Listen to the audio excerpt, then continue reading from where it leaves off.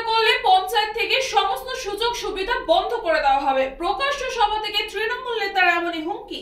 এই video viral ঘিরে কুলটি ব্লকের রাজনৈতিক মহলে শুরু হয়েছে জোরদার শোরগোল। এই ভাইরাল ভিডিও দেখা যাচ্ছে তৃণমূলের সংখ্যালঘু সেলের চেয়ারম্যান ও প্রাক্তন প্রধান ও বর্তমান প্রধানের স্বামীকে পাশে বসিয়ে এক নেতা বলছে, যারা তৃণমূলের বিরোধিতা করবে, আইএসএফ এর সঙ্গে চলবে, তাদের কোনো সুযোগ সুবিধা দেওয়া হবে না।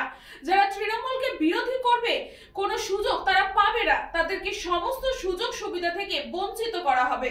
এটা তো কোনো আমাদের দলীয় নির্দেশ নয়। আমাদের পশ্চিমবাংলার মাননীয় মুখ্যমন্ত্রী মমতা বন্দ্যোপাধ্যায় এবং অভিষেক বন্দ্যোপাধ্যায় যে ৯০-৯৭টা পরিকল্পনা স্কিম চলছে এখানে সারা পশ্চিমবাংলায়, প্রায় 10 কোটি 10.5 কোটি যে মানুষ আছে সকলের জন্য, এখানে কে আমার দল করে কে আমার দল করে না এই দেখে দেওয়ার কোনো ব্যবস্থা নেই। এখানে কি লক্ষ্মীর ভাণ্ডার সেইভাবে দেখছে, স্বাস্থ্যসাথী সেইভাবে দেখছে, কোনোভাবেই তা করা হয় না।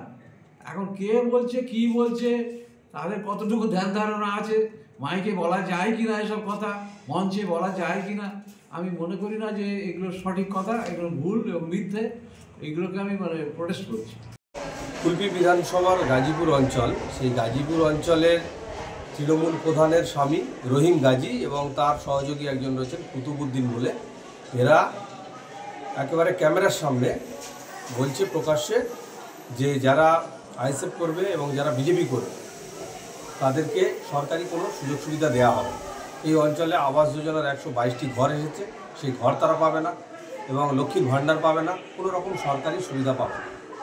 বিষয় হচ্ছে যে গত 15 বছর তৃণমূল যে শাসন, সেই তৃণমূল শাসনে যারা এখানকার স্থানীয় নেতৃত্ব রয়েছে তারা চুরি ডাকাতি করতে করতে ভুলে গেছে যে সরকারি টাকায় যে কোনো প্রকল্প চালু হলে সেটা যে কোনো মানুষ পেতে পারে। দক্ষিণ 24 পরগনা কুলপি ব্লকের গাজীপুর অঞ্চলে এনায়েতপুর একটি প্রকাশ্য সভা থেকে কুতুবুদ্দিন পাইক নামে এক তৃণমূল সমর্থকের এমনই হুমকি।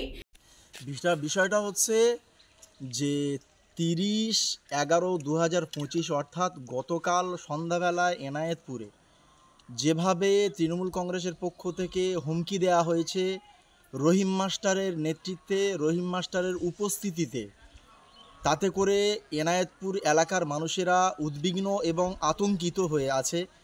কিন্তু আমরা ব্যাপারটা বুঝতে পারছি না তৃণমূল কংগ্রেস কেন এটা করতে যাচ্ছে। কুলপি বিধানসভাতে আজকের আইএসএফ, ওরা বলে আইএসএফ দুর্বল আছে, কিন্তু তোরা আইএসএফকে দেখে এত ভয় পাচ্ছে কেন? এনায়েতপুর মাদ্রাসায় ভোট হবে, মানুষ ভোট দেবে, যে জিতবে জিতবে, কিন্তু এই যে হুমকি যেভাবে দিচ্ছে, আমাদের কাছে ভিডিও ফুটেজ আছে, যেভাবে হুমকি দিয়েছে তাতে করে এলাকা কিন্তু আতঙ্কের মধ্যে আছে।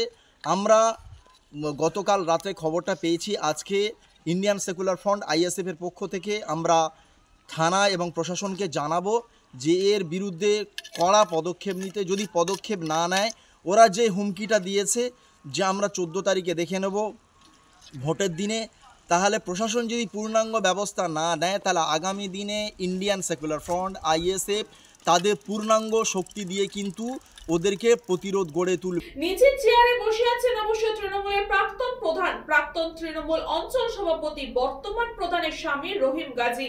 তৃণমূলের এহেন কর্মকাণ্ডে সোচ্চার বিরোধীরাও। যোগরঞ্জন হালদার বলেন, এই বিষয়ে তারা কিছুই জানেন না, তবে কেউ যদি বলে থাকে সে ভুল বলেছে, এটা দলের কোনো রাজনৈতিক মতাদর্শ নয়।